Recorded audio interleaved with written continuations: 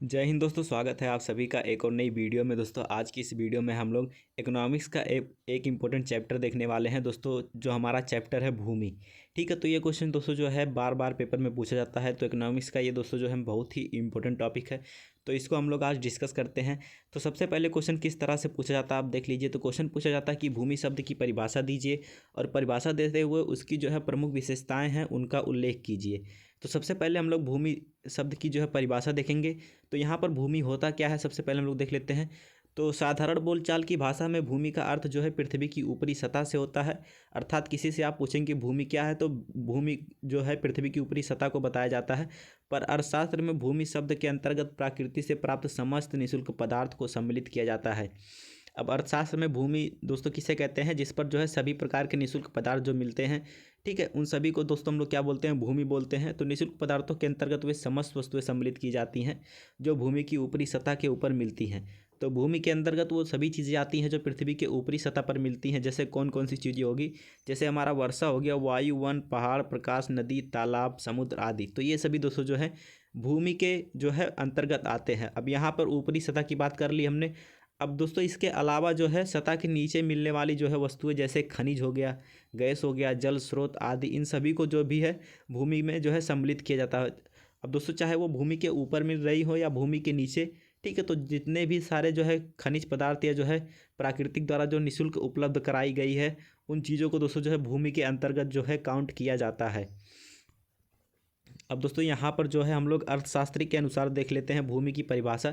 तो प्रो रिकार्डो के अनुसार हम लोग देख लेते हैं। तो प्रो रिकार्डो ने कहा कि भूमि जो है वो प्रकृति का निःशुल्क उपहार है। अर्थात जो भूमि है वो प्राकृतिक ने जो है निःशुल्क रूप में दिया है। ठीक है, अब यहाँ पर दोस्तों जो है इस समय जो है जितने भी जो है प्राकृतिक चीज़ें हैं उनका जो है रूप में परिवर्तित करके उनको जो है मुद्रा के रूप में बेचा जाता है। पर जो है प्राकृतिक ने इसे जो है मनुष्यों के लिए जो है फ्री में दिया था। ठीक है, तो भूमि प्रकृति का निःशुल्क उपहार है। ये किसने कहा है, तो ये रिकार्डो ने कहा है। अब प्रोमेर्स ने क्या कहा दोस्तों, तो प्रोमेर्स ने कहा है कि अर्थशास्त्र की भाषा में भूमि से आशय उत्पादन क्रिया में प्रयुक्त होने वाली सभी प्राकृतिक स्रोतों से है। तो अर्थशास्त्र की भाषा में भूमि किसे कहा जाता है, तो अर्थशास्त्र की भाषा में भूमि से आशय उत्पादन क्रिया में प्रयुक्त होने वाले जितने भी प्राकृतिक स्रोत हैं वो सभी दोस्तों क्या हैं, वो सभी भूमि हैं। ठीक है, अब दोस्तों यहाँ पे प्रो रिचर्ड के अनुसार देख लेते हैं। तो प्रो रिचर्ड ने कहा है कि उत्पादन के इस उपादान में प्राकृतिक साधन तथा प्राकृतिक शक्ति आती है। अब दोस्तों हम लोग मार्शल के अनुसार देख लेते हैं। तो मार्शल ने कहा कि भूमि से हमारा अभिप्राय पृथ्वी के केवल ऊपरी सतह से ही नहीं, बल्कि उन सब पदार्थों या शक्तियों से है जो प्राकृतिक ने मनुष्य की मदद के लिए निःशुल्क प्रदान की है, जैसे भूमि, वायु, जल, सूर्य का प्रकाश तथा गर्मी आदि है। ठीक है, तो यहाँ पे जो है सबसे सटीक परिभाषा जो है मार्शल की परिभाषा रहती है। तो आप इसको जो है लिख सकते हैं। तो भूमि से अब दोस्तों हम लोग देख लेते हैं यहाँ पर जो है भूमि की विशेषताएं क्या क्या हैं। तो भूमि की जो मुख्य विशेषताएं हैं उनको हम लोग देखेंगे, बाकी को हम लोग छोड़ देंगे। तो यहाँ पर सबसे पहली विशेषता की भूमि सीमित मात्रा में है। ठीक है, भूमि को जो है ना तो बनाया जा सकता है ना ही नष्ट किया जा सकता है। ठीक है, तो उत्पत्ति के अन्य साधनों में वृद्धि हो सकती है, परंतु भूमि का क्षेत्र निश्चित होने से भूमि को घटाया बढ़ाया नहीं जा सकता। अब दोस्तों जो है यहाँ पे भारत का क्षेत्रफल जो है 32 लाख वर्ग किलोमीटर है। ठीक है, तो इसको दोस्तों जो है खींच कर या नष्ट या बना कर जो है बढ़ाया नहीं जा सकता है। अब हम किसी दूसरे देश के जो है भूमि पर कब्जा कर लें वो अलग बात है। ठीक है, तो यहाँ पर दोस्तों जो है मनुष्य अपने प्रयत्नों द्वारा भूमि के धरातल को घटा बढ़ा नहीं सकता। पृथ्वी के गर्भ में पड़े खनिज जैसे कोयला, लोहा, सोना आदि को घटाया बढ़ाया नहीं जा सकता है। तो जितने भी हमारे जीवाश्म हैं उनको हम लोग घटा बढ़ा नहीं सकते हैं, क्योंकि इनको बनने में दोस्तों जो है लगभग करोड़ों साल लगते हैं। तो सबसे पहला जो मेन पॉइंट हमारा हो गया कि भूमि जो है सीमित मात्रा में है। ठीक है, तो इसको आप ध्यान रखिएगा। अब दोस्तों इसको हम लोग देख लिया कि भूमि जो है प्राकृतिक उपहार है। अब दोस्तों यहाँ पर जो हमारा नेक्स्ट जो है हेडिंग है कि भूमि अविनाशी है। अविनाशी मतलब जिसे जो है नष्ट नहीं किया जा सकता। तो यहाँ पर वही है दोस्तों, तो भूमि अविनाशी अर्थात इसे नष्ट नहीं किया जा सकता। भूमि का निरंतर उपयोग होने से इसकी उर्वरा शक्ति अवश्य कम हो जाती है। अब किसी भूमि पर आप लगातार खेती करते हैं तो जो है उसकी जो है उर्वरा शक्ति जो है कम होती जाती है। लेकिन दोस्तों जो है यहाँ पर उर्वरक का प्रयोग करके या फिर दोस्तों जो है खाद का प्रयोग करके हम लोग पुनः उसे जो है ठीक कर सकते हैं। अत्यधिक वर्षा तथा भूकंप से भूमि के भूभाग पर पानी आ सकता है, लेकिन इससे भूमि के क्षेत्र पर कोई प्रभाव नहीं पड़ता, क्योंकि उक्त परिवर्तन रूपांतरण मात्र है। ठीक है, तो भूमि अविनाशी है, ये आप ध्यान रखिएगा। अब दोस्तों हम लोग देख लेते हैं भूमि उत्पादन का निष्क्रिय साधन है।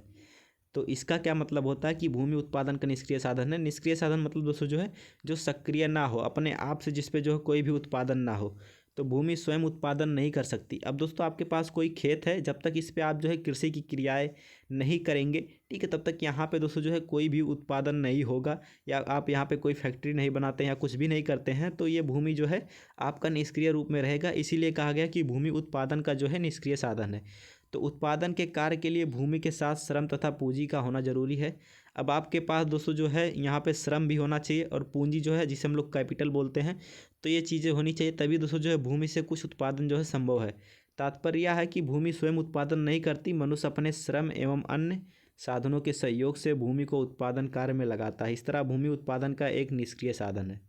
ठीक है, तो भूमि दोस्तों जो क्या है, भूमि एक निष्क्रिय साधन है। अब दोस्तों यहाँ पे नेक्स्ट हमारा है भूमि अगतिशील है। इसका मतलब क्या है? इसका मतलब दोस्तों भूमि जहाँ पे है वहीं पे रहती है, भूमि में जो है गति नहीं होती है, अर्थात भूमि जो है अगतिशील है। ठीक है, भूमि को जो दोस्तों जो है एक स्थान से हटाकर दूसरे स्थान ले जाना संभव नहीं है। इस तरह हम कह सकते हैं कि भूमि स्थिर है, इसे एक स्थान से दूसरे स्थान पर हटाना संभव नहीं है। ठीक है, अब दोस्तों हम लोग नेक्स्ट देख लेते हैं। नेक्स्ट है भूमि में विभिन्नताएं पाई जाती हैं। तो इसका क्या मतलब है? इसका मतलब है कि दोस्तों जो है सभी जगह की भूमि जो है एक समान नहीं रहती है। कहीं की भूमि जो है अधिक उपजाऊ होती है, कहीं की भूमि जो है कम उपजाऊ होती है, कहीं पर रेगिस्तान होते हैं, कहीं पर दोस्तों जो है बंजर होती है, कहीं पर दोस्तों जो है भूमि बहुत अधिक उपजाऊ होती है। ठीक है, तो यहाँ पर कहने का तात्पर्य है कि भूमि में जो है विभिन्नताएँ पाई जाती हैं। अब दोस्तों हमारा नेक्स्ट टॉपिक है, उसको देख लेते हैं। तो यहाँ पर नेक्स्ट है दोस्तों जो है, नेक्स्ट है भूमि उत्पत्ति का अनिवार्य साधन है। भूमि उत्पत्ति का अनिवार्य साधन है, इसको आप ध्यान रखिएगा। अर्थात दोस्तों जो है आप कोई भी वस्तु का निर्माण कर रहे हैं तो आपको, जैसे आप किसी फैक्ट्री का जो है स्थापना कर रहे हैं तो आप कहाँ पे करेंगे? तो भूमि पे ही करेंगे। अर्थात भूमि के बिना दोस्तों जो है उत्पादन संभव नहीं है। इसलिए कहा जाता है कि भूमि जो है उत्पत्ति का अनिवार्य साधन है।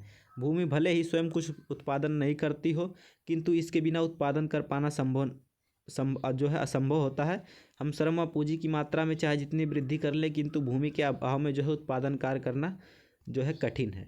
ठीक है, अब दोस्तों यहाँ पे नेक्स्ट हमारा है भूमि में उत्पत्ति ह्रास नियम लागू होता है। उत्पत्ति ह्रास नियम का क्या मतलब होता है, इसको हम लोग देख लेते हैं।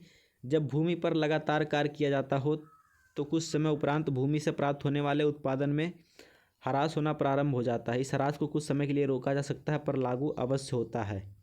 ठीक है, तो बस दोस्तों जो है आज की इस वीडियो में इतना ही। मिलते हैं अगली नेक्स्ट वीडियो में, तब तक के लिए जय हिंद जय भारत।